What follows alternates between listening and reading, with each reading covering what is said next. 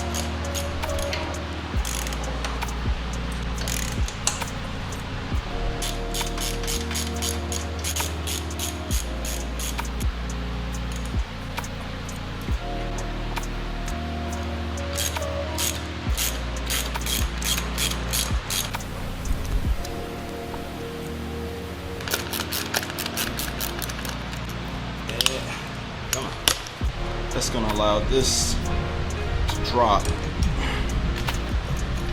so you can get to the crankshaft position sensor right there. God, that's dirty. My goodness. So this is the crankshaft position sensor right here. It's all the oil. So that's stuck. Yeah, it was. Yeah, press that little tab right there. Boop, boop. This thing's gross. The sensor we're replacing is right there. You see the red line right there? There's only one hex holding it. Oh, not more than I expected.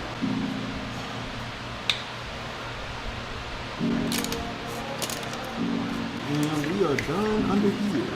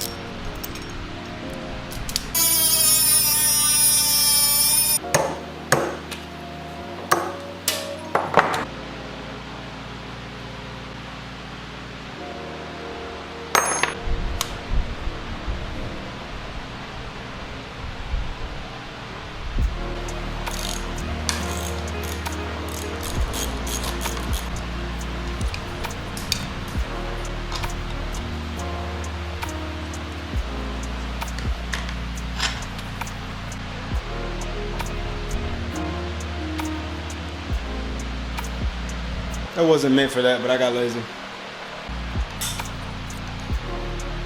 Well, I dropped both of them. Pitiful.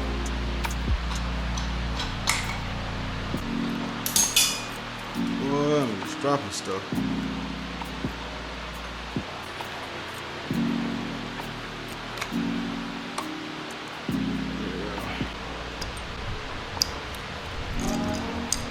He's in there.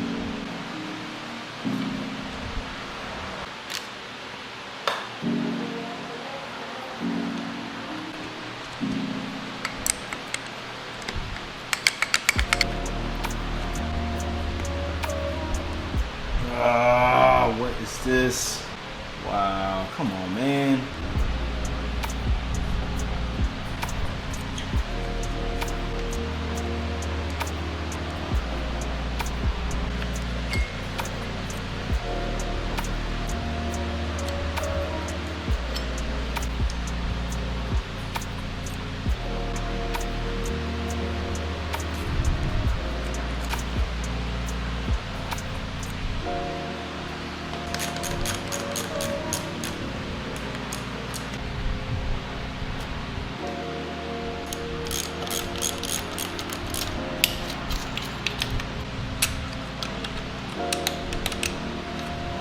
Yeah, I think these are bent in some kind of way. They have to be. It shouldn't be this hard. There we go. These are definitely bent.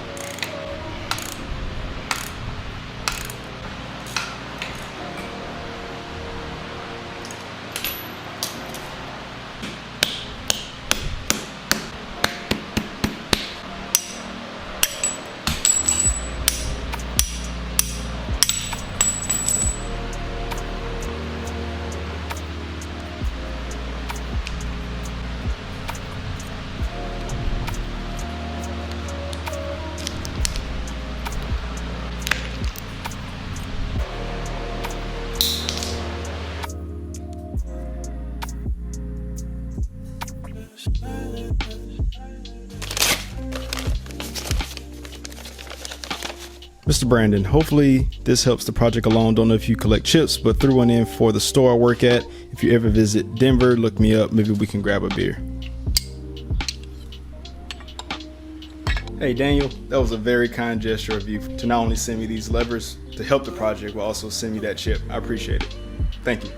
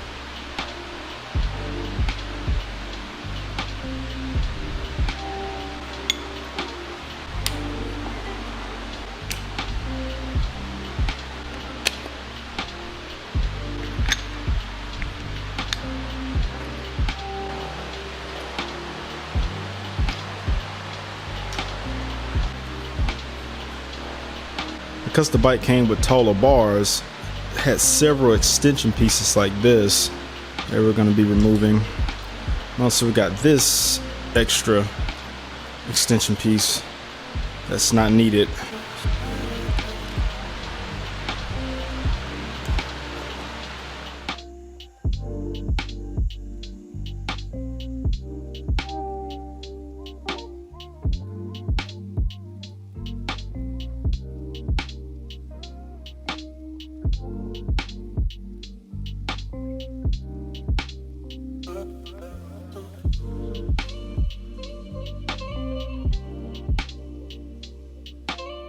After taking out all of those individual extensions, we cleaned the wiring up quite a bit. So there's less cable here. Handlebars are a lot cleaner.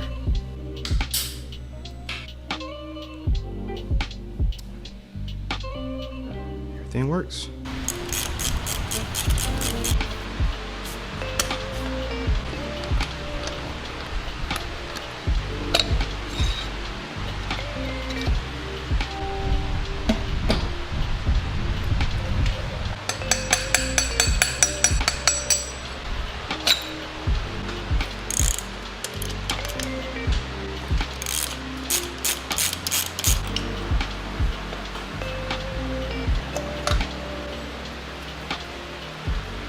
I should have done this before I put the handlebars on, but it'll be okay. This thing's tight, man.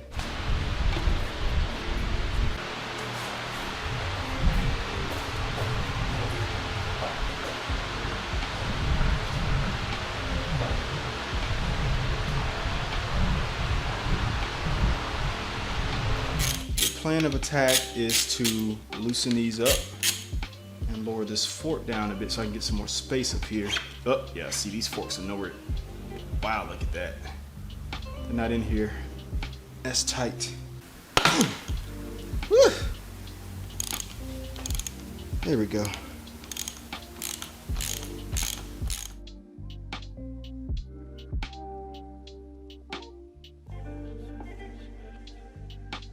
The good news about this fork is there appears to be no leaks. Took this off to replace this damaged fork cap, so let's see what we can do.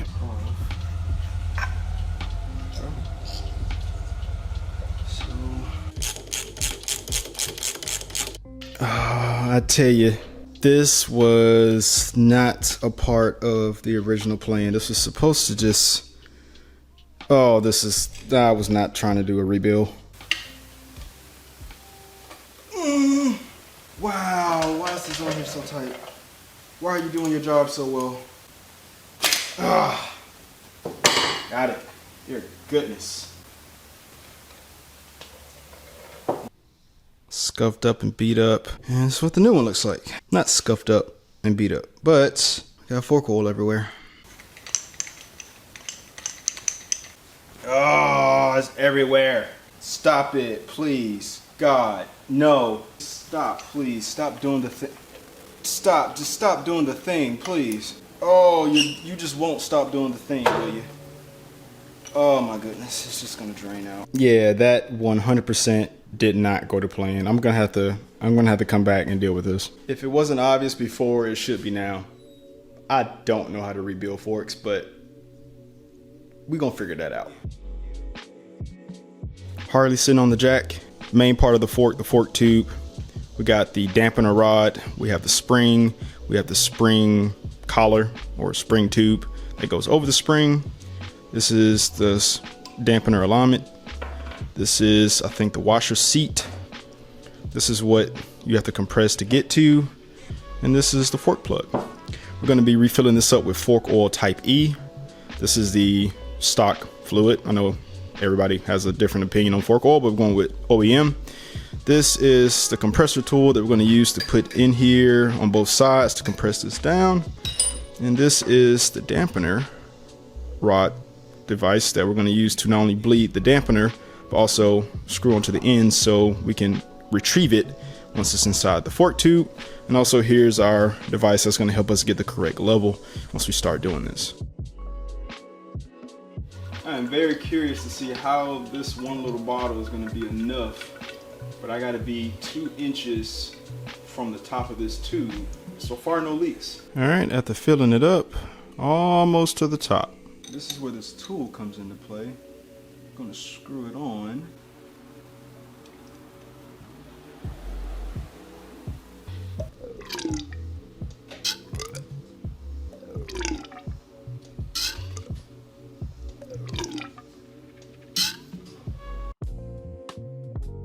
All right, slight change of plans. The fork oil that I had, it wasn't enough to get the air gap I needed to bleed the fork. So I'm headed to Harley Davidson to get more. Okay, we got this fork oil in and out, running my mouth. Let's get back and try to get this fork bled. All right, take two, trying to fill this fork oil. I can't say I love having a Harley Davidson in my town versus having to drive an hour to an hour and a half to get to my nearest Indian dealership. Huge benefit. Let's try to get this fork done. All right, I think that is where we need to be. So if I take this out, it should be right where it needs to be. Right there. Okay, so that's 2 inches from the top.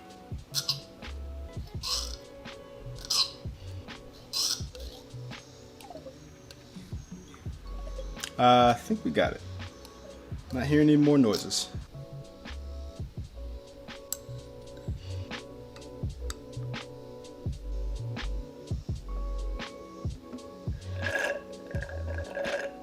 All right.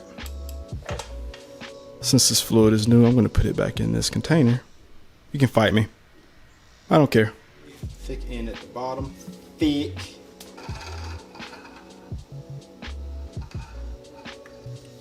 Sit it in there like that. Now we're going to use this tool to slide over the spring cover. And we're going to use the damper to hold the damper rod up. And while that's up and as I'm compressing, we're going to slot this under it because this is what sits under the nut. All right, so like I said, you're going to see the nut. It's going to show itself. You just slide that up under it. All right.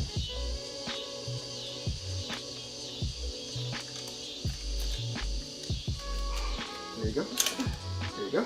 Take this off now. The goal here is you got to screw this all the way down. And what's going to happen is we're going to tighten this up against it. See what I'm saying? Okay. All right.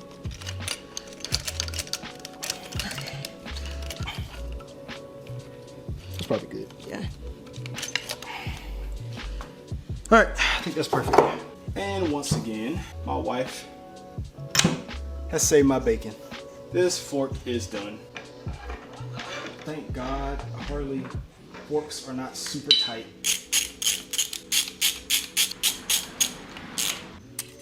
Looking at about 1 3/8 inches off the top of the triple. The torque on this is 22 to 26 foot-pounds, but I'm gonna try to get a couple ugga-dugs on this and just call it a day.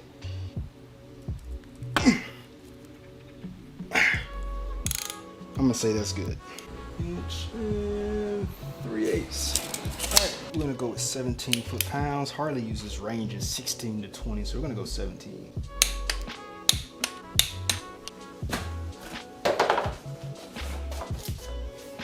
Cleaned up this fork, but I did not do anything to this right one. Just grime. It's gonna get back dirty, but this just looks better. I know before anybody says it, yes, it is in the right direction. Everybody's not gonna understand why I didn't change out this fork down here because it's scuffed up, but yeah, it's functional. But to undo all of this just to swap out this, honestly, it's not really worth it. Now I gotta get this speed sensor in here. You gotta be easy. Hey man, I appreciate it. I love it when a plan comes together. Let's go. Time to torque. Torque spec is 70 to 75. I'm gonna do 72.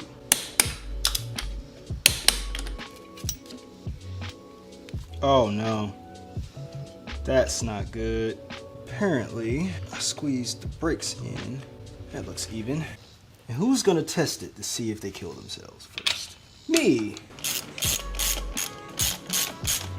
Calls for 28 to 36. I'm gonna go to about 31. Sounds like it's torqued. Yeah.